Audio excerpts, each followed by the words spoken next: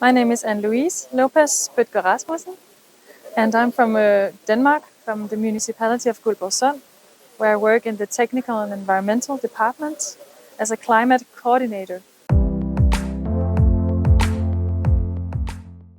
I presented my work with the Climate Action Plan, which I was a project manager for, and it's a big involvement process of politicians and companies and citizens and the administrations, and I presented this process of making this plan and all this criteria it had to live up to, and I ended up with two examples of how this is contributing to more circular promoting circular economy. When we build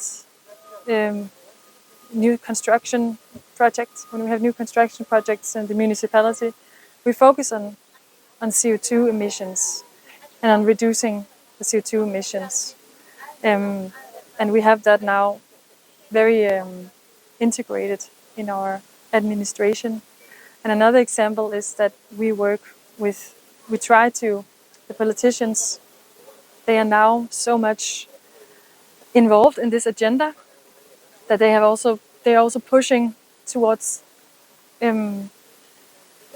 lowering the CO2 emissions in construction nationally. So they're trying to push the national legislation as well.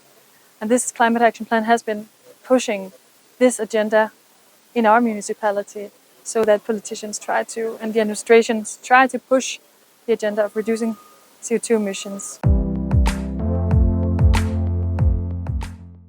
The foundation of the Climate Action Plan is our CO2 emissions from Guldborgsund Kommune, the data. And this data is very difficult to get. And it changes all the time. And so when you stand on something that is changing all the time, and that confuses the process and the communication and the understanding of it all. So that's a big challenge. And also that we have these 3 scopes. We look at CO2 emissions within 3 scopes. And the data about resources from which you buy from other countries, and the CO2 emissions linked with those resources. It's so difficult to get that, even more difficult.